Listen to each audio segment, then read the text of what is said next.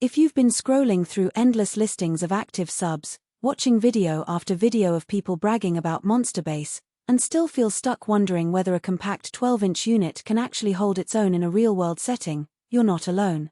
The market is flooded with big-box promises, but the truth is the size of the cabinet and the size of the price tag don't always line up with what you'll actually hear on stage or at a house party. Link is in the description if you want to check the product details on Amazon. In this review I'm going to break down the QSC KS112 active subwoofer, point out the moments where it shines, flag the situations where it might let you down, and help you decide if it's the right fit for your setup before you spend a dime. First, let's talk about what makes a subwoofer in the context of portable sound.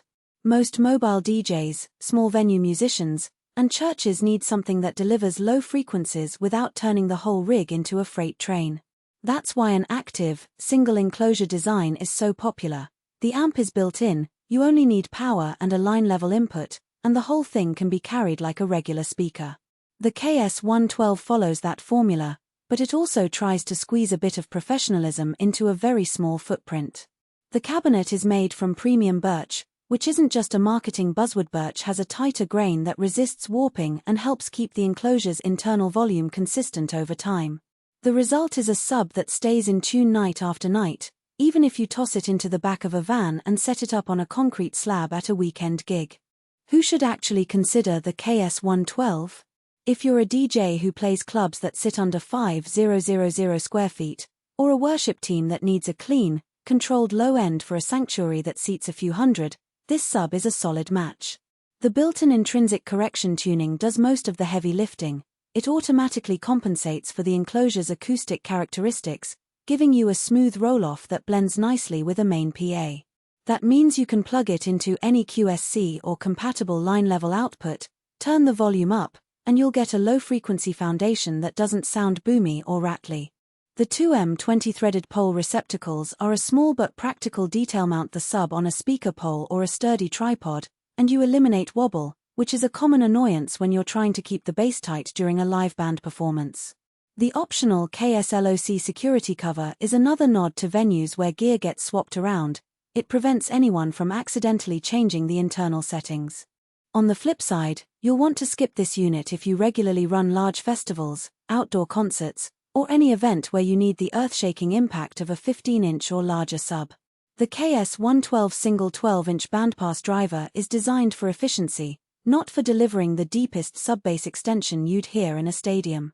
In a setting where the audience is spread out over a big area, you'll notice the low-end taper off more quickly than you'd like, and you may end up adding a second, larger subwoofer just to fill the gap. Also, if you're someone who likes to tweak crossover points, phase, or EQ curves manually, you'll find the KS112 a bit restrictive.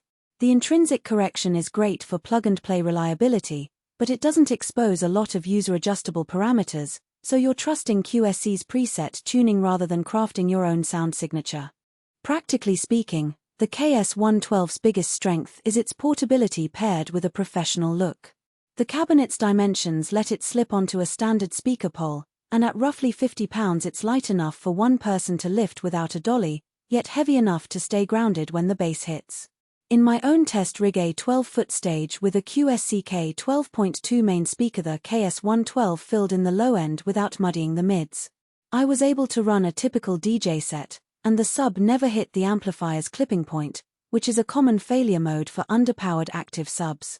The built-in power amp is matched to the driver, so you don't have to guess about amp headroom. You just set the level on the sub and it stays consistent from the first track to the last.